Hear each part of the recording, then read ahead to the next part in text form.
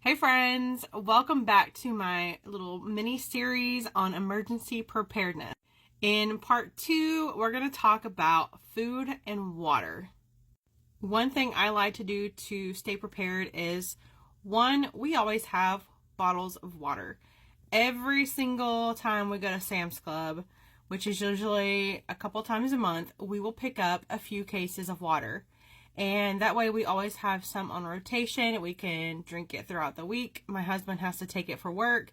And we just rotate our water bottle stock.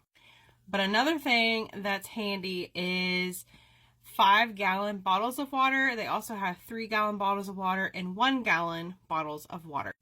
We have 4 5-gallon jugs that we keep on hand. And we have use them I don't know how many times over the past years. We just keep reusing them. I'm sure at some point we'll get new ones, but these are fine for now. they work just fine for us. We refill them, and you can use tap water, or you can go to those little ice and water machines, and I think you can fill up for, I think it's like 25 cents or 50 cents a gallon. But we use those so often when we travel, when we road trip, when we go to the beach, when we go camping, because some places don't have water. So we refill all of our jugs. Depending on how long we're gone, will determine how much water we bring with us. And if we're going to have access to water while we're gone, plays another role in that.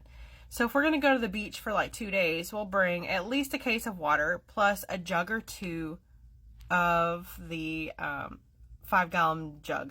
You know what I'm trying to say. Anyway, we'll bring 2 of those jugs. And not only are they good for drinking, but you can rinse off, you can shower, you can wash your hands, you can wash your dishes.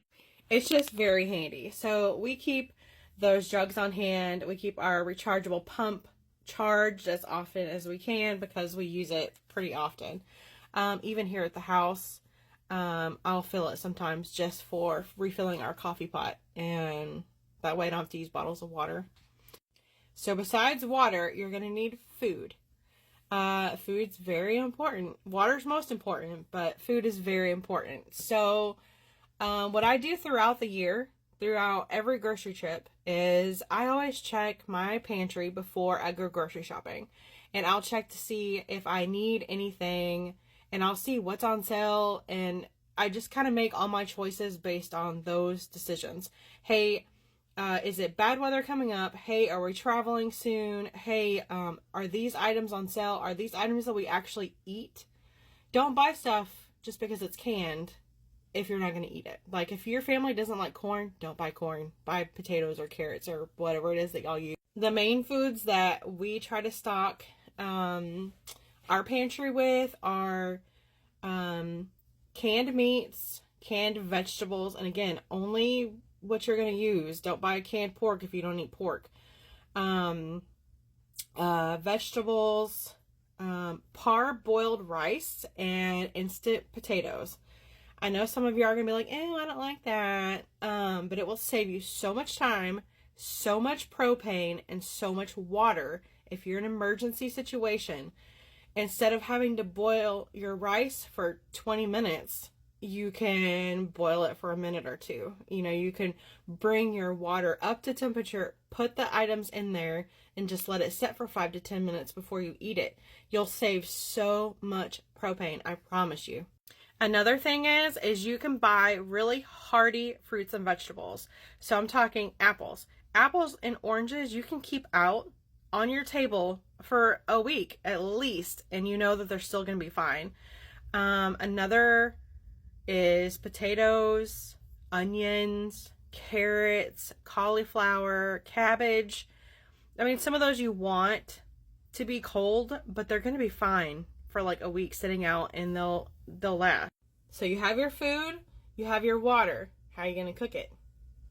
Our house has an electric stove. We have a microwave, but all that's electric. So you're going to need a Coleman stove or something similar. We use a Coleman 2-burner stove. Now, if you use this, you're going to have to use this in a ventilated area. So like go in your garage, open the garage door and cook. Cook on your front porch, your back porch, whatever. Don't cook inside your house with the windows and the door shut. It's not safe because it is propane gas. This is actually the tanks that you use. They are 1 pound tanks and they hold propane gas, and they're made for those little stoves and other little things like that. It even says on here, do not refill. So these are one-time use only. But you get a few cooks out of it. Like you can take it on and off. It has this little lid on it and you just push it on. It's real easy to use.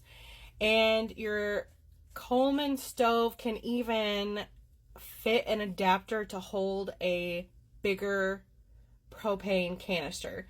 But you'll have to go to the hardware store or like Home Depot, Lowe's, Ace, something like that, and get that part. It does not come with it. It comes with the standard converter to hold this, and it's really easy to. We prefer the 2 burner, but they also have a 1 burner. But the 2 burner is nice because you could put 2 pots on there. You could cook 2 things at one time. Like if we're making tacos, I could heat up the tortillas and cook, the taco filling at the same time. So like one time we were camping, I made coffee on 1 burner and I made our breakfast tacos on the other burner. And we find that very handy. It's real thin. It's not even 6 inches thick. I want to say folded down, it's 3 or 4 inches to lay flat. Maybe 25, 26 inches long. Because I know it can hold a 12-inch and a 10-inch pan at the same time, I believe. The other thing is chafing sterno flames. Those can be very helpful. I know when our, 2021, in February, we had that really bad ice storm. There was a bunch of people who were using the sterno flames to heat their food up. Depending on which size you buy, they can last between 2 and 6 hours. So I think it would be plenty to like cook a meal. I mean, it's going to be harder because it's tiny, but I'm going to say it's very doable. If you had a small pot and you're just heating up a can of soup or something, like it'll be fine. We get ours at Sam's Club. I purchased it and I have not had to use it yet. So I can't give you like a full recommendation. But when I bought mine, I bought it at Sam's because it came in a 12-pack and we have a Sam's membership and I was there and it was there and I got it. And now it sits in our emergency preparedness area of the house. So I can't really give a full recommendation, but I do think that they would be very helpful. And lastly, I have a little recipe. It's salt preserved herbs. And this is something that I learned how to do in the middle of the COVID pandemic because half the time we couldn't get to the grocery store, or the grocery store was super inconvenient because it was only so many people at certain times and you had to wait outside and it just wasn't, y'all remember, don't you? And then you would get in line and you would go in the store and half of what you needed wasn't there. So I looked up how to preserve herbs because we weren't getting to go to the stores often. So on my YouTube, there is a recipe for salt preserved herbs, and it is fan-freaking-tastically delicious. And it is a good way for you to keep your herbs in your fridge for a couple months, and it won't go bad. Promise you it won't. I've had some in my fridge for over a year and still used them, and they were still delicious. Anyway, that is part 2. If you are liking this series, hang on because I still have more to come. Thanks for being here. Bye.